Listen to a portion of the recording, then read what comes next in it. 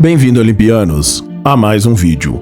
Hoje, vamos falar sobre o segredo dos mestres antigos. Mas antes disso, já peço que deixe o like, se inscreva no canal, acione o sininho de notificações e compartilhe esse vídeo para que mais pessoas nos sigam rumo ao Monte Olimpo. Agora, sem mais enrolação, bora pro vídeo. O chamado do silêncio. Havia um tempo que a palavra liderança não era associada a cargos, mas a destinos. Não se tratava de comandar exércitos ou influenciar multidões, mas de dominar a si mesmo. Os mestres antigos compreendiam que o verdadeiro império não é o que se constrói com muralhas e coroas, é o que se ergue dentro da própria alma. Enquanto os homens comuns buscavam o poder fora, os sábios voltavam-se para dentro. E ali, no abismo do próprio ser, descobriram que antes de guiar o mundo, é preciso vencer o próprio caos. O líder interior é aquele que ouve quando todos gritam, que permanece imóvel quando o mundo exige pressa, que vê com clareza quando os outros se cegam pela raiva, pelo medo ou pela vaidade. Essa foi a lição silenciosa que atravessou os séculos, de Buda a Marco Aurélio, de Lao Tse a Miyamoto Musashi. Todos disseram, de formas diferentes, o mesmo segredo: quem conquista a si mesmo, conquista o mundo. O reino invisível. A liderança interior começa onde termina o ruído, na calma que antecede o pensamento.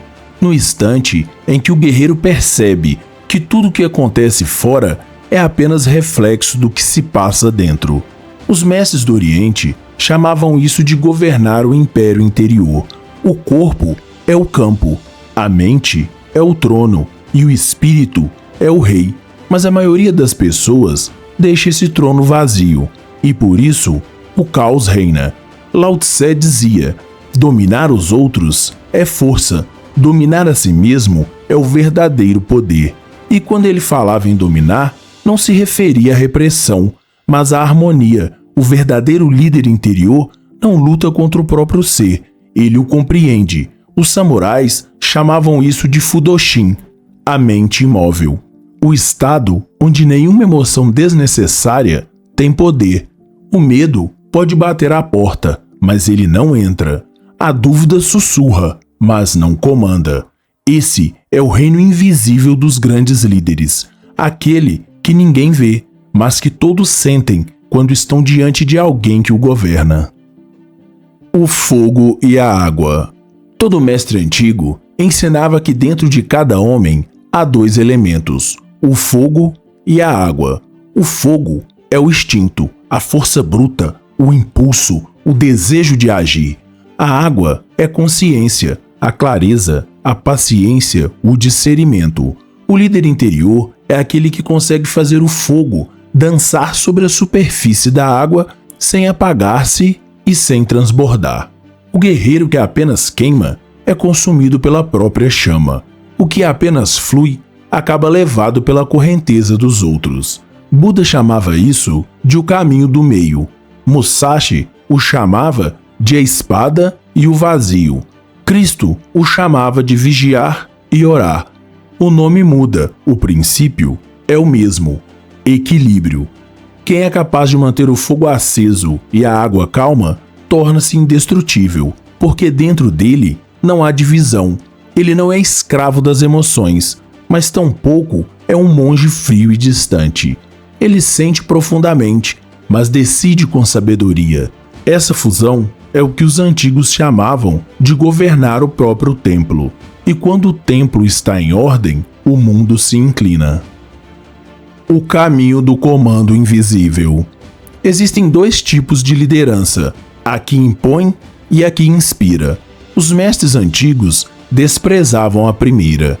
Eles sabiam que quem precisa gritar para ser obedecido já perdeu o poder. Confúcio dizia: o governante virtuoso é como o vento, o povo é como a relva. Quando o vento sopra, a relva se curva. O líder interior não comanda pela força, mas pela presença.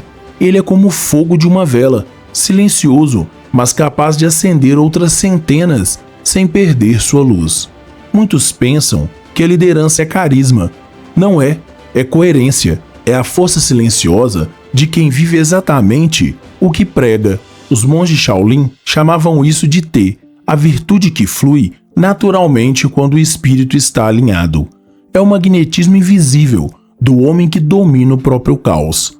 Quem o observa sente algo que não sabe explicar, uma calma que inspira respeito, uma certeza de que não depende de palavras. E assim, ele guia, não porque quer, mas porque se tornou digno de ser seguido.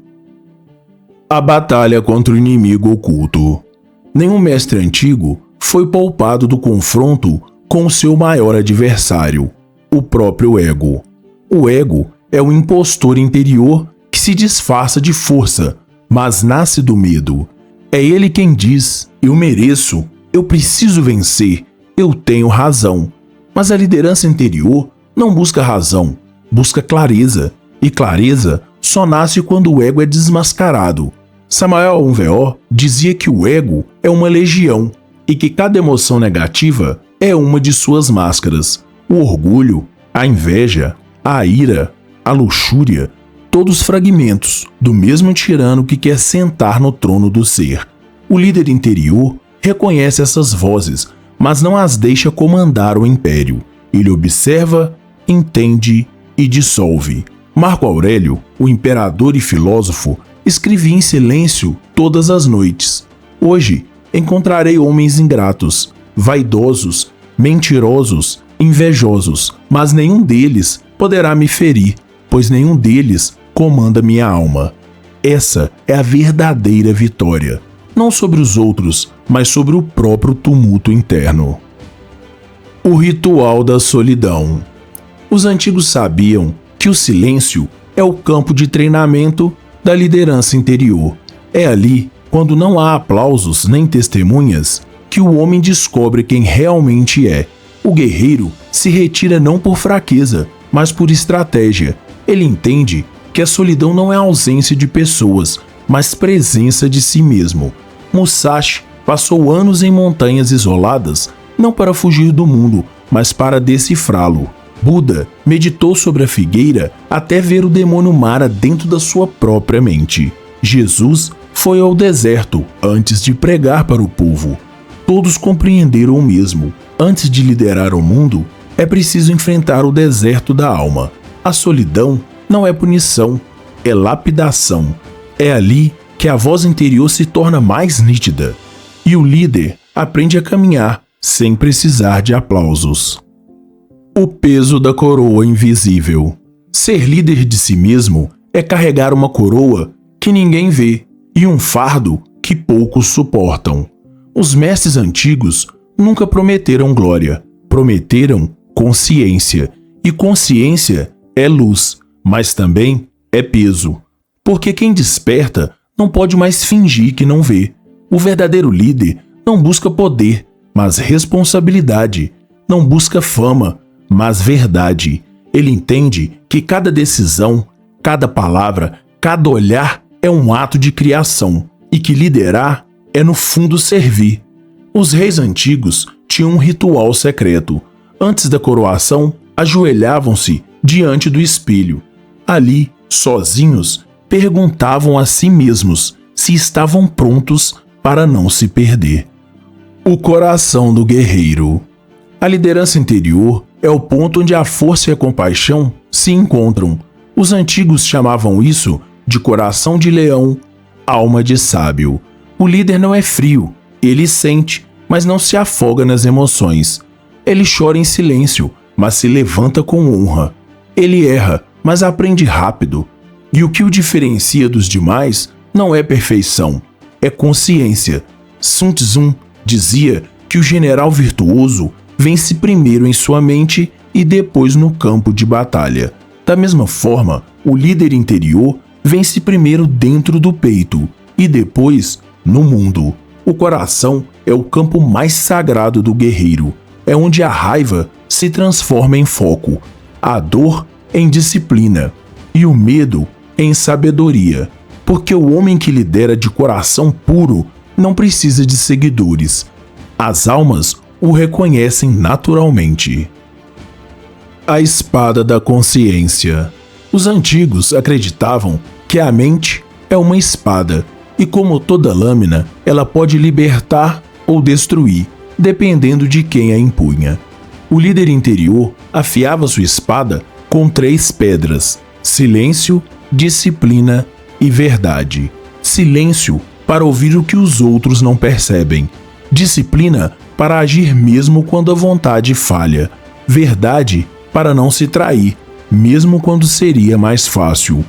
Essas eram as 3 virtudes do líder desperto, e quando elas se uniam, o homem comum se tornava farol. A espada da consciência corta a ilusão, separa o essencial do supérfluo. Ela não fere, desperta. O guerreiro que a empunha caminha com serenidade, pois sabe que nenhuma sombra é eterna diante da luz da verdade. O retorno ao mundo. Depois de conquistar o império interior, o líder não foge do mundo. Ele retorna a ele, mas agora não como um escravo das circunstâncias, e sim como mestre da própria energia. Ele fala pouco, mas cada palavra move montanhas. Age sem pressa, mas tudo que toca floresce. Sua presença muda ambientes, e até o caos parece respeitar o seu passo. Ele não precisa provar nada, porque já venceu a guerra invisível. E o mundo, mesmo sem entender, sente. Há algo diferente naquele olhar. A calma de quem não teme mais o destino. O líder interior não busca seguidores, forma outros líderes. Não busca aplausos, semeia exemplos. E assim, sem precisar de trono nem espada, governa o que é mais difícil de todos os reinos: o próprio coração humano. A herança dos mestres. Os antigos partiram há séculos, mas seus ensinamentos ainda ecoam em quem está pronto para ouvi-los. Eles deixaram templos, livros e lendas, mas a maior herança foi outra: o convite para despertar o próprio poder. Cada um de nós carrega dentro de si a mesma centelha que guiou os mestres. A diferença está em quem decide acendê-la. O mundo moderno tenta nos convencer de que liderança é status, influência, número de seguidores, mas os mestres sorriem em silêncio, lá do alto da história. Eles sabem que o verdadeiro líder não busca multidões, busca coerência, e quando a encontra, o universo se curva. O último mandamento. Antes de morrer, o mestre tibetano sussurrou ao seu discípulo: não te tornes senhor de nada, torna-te senhor de ti. Esse é o último mandamento da liderança interior, porque o homem que domina a si mesmo torna-se imperecível. Nada o abala, nada o prende, nada o compra. Ele é livre e, por isso, invencível. O tempo pode apagar o seu nome, mas jamais a sua vibração, pois toda alma que desperta o líder interior se torna uma tocha viva, e o mundo é apenas o espelho que reflete a sua luz. O legado. Um dia, quando as multidões estiverem cansadas de ruído, de egos e promessas, voltarão o olhar para o silêncio, e ali encontrarão os verdadeiros líderes, homens e mulheres que, sem palco, transformaram o caos em harmonia e o sofrimento em sabedoria. Ser líder interior é isso: caminhar entre os adormecidos com a serenidade dos despertos. É ser ponte entre o velho e o eterno. É compreender que a vitória mais nobre é a que ninguém aplaude, mas que muda tudo. E quando a jornada terminar e o corpo voltar ao pó, restará apenas o que os mestres antigos sempre buscavam: a consciência, pura, firme, imortal, a única coroa que o tempo não destrói. Até a próxima, Olimpianos!